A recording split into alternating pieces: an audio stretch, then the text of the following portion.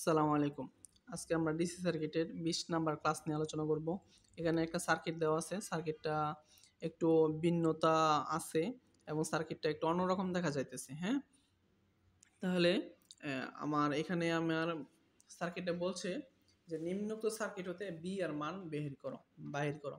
তাহলে বি মানে এখানে একটা ভোল্ট মিটার ধরছে। ভোল্ট মিটারের পজিটিভটা এখানে ধরছে, নেগেটিভটা এখানে ধরছে, হ্যাঁ?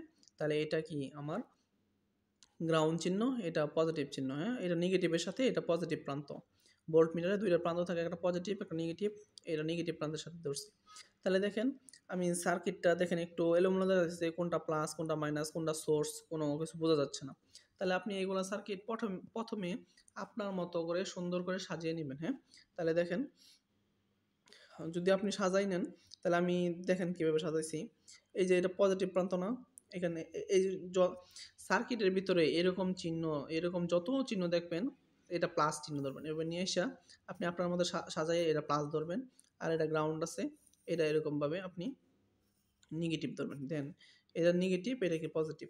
আর এই প্রান্তটা কার সাথে লাগবে, দেন নেগেটিভ গ্রাউন্ড আঁকানো আছে, তাহলে এটা সবসময় এখানে যোগ দিয়ে দেবেন নেগেটিভের সাথে। তাহলে এটা দেখেন, এটা যদি আপনি এরকম করে দেন তাহলে কি এটা একটা ভোল্ট মিটার সংযুক্ত হয়ে গেছে। আপনি যদি এই সার্কিটটা একটু এখানে দেখেন তাহলে দেখেন আমি দেখেন এই পজিটিভ প্রান্তটা নিয়ে আসছি, এখানে উপরে থেকে নিয়ে আসছি। এটা উপরের দিক দিয়ে না নিয়ে এই দিক দিয়ে নিছি না, এই দিক দিয়ে নিলেও হইতো আর কি, একই কথা, হ্যাঁ?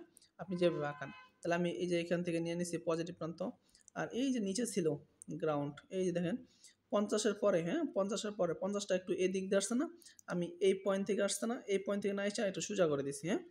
তাহলে সোজা করে দিয়ে এখানে গ্রাউন্ডে লাগাইছি। আর দেখেন প্লাস মাইনাস আর সবই ঠিক আছে, 60 40 এরপরে ভোল্ট মিটার লাগাইলাম।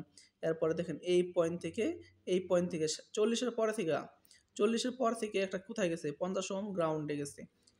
এই জন্য 40-এর পরে আসা কি করলাম, এইটা সংযোগ করলাম এটার সাথে। আর এই পাশে কত আছে দেখেন, এই পাশে 100 ওহম আছে। তাহলে সার্কিটটা সহজ হয়ে গেছে না? আমি পূর্ববর্তী অঙ্কতে বলছি ভোল্ট মিটার যেখানে পাবেন ভোল্ট মিটারকে খুলে ফেললে আপনার রেজিস্ট্যান্স বের করা সহজ হবে, টোটাল রেজিস্ট্যান্স বের করা সহজ হবে, অঙ্ক করা সহজ হবে। ভোল্ট মিটারের কাজ হলো ভোল্টেজ পরিমাপ করা। আপনি এটা কি করবেন, এটা ভোল্টেজ কখন বের করবেন, ভোল্টেজ বের করবেন শেষে। কারণ ভোল্টেজ বের করতে আই আর লাগে, এখানে আর আছে আই নাই, এই জন্য আই আগে বের করতে হবে। তাহলে দেখেন আমরা আরেকটু কি করলাম, এখানে দেখেন এই যে এখানে এই ভোল্ট মিটারটা খুলে ফেললাম, হ্যাঁ? ভোল্ট মিটার যখন খুলে ফেললাম, দেন এখন কি হবে, সহজ হবে সার্কিটটা। দেন এই 60 আর এই 40 কি দেখেন, দুইটা সিরিজ না, 60 আর 40 কত হয়, 100 হয়। তাহলে আপনি এখানে আঁকান 100, আর এই দুইটার পাশে কত আছে 100, আপনি আঁকান 100,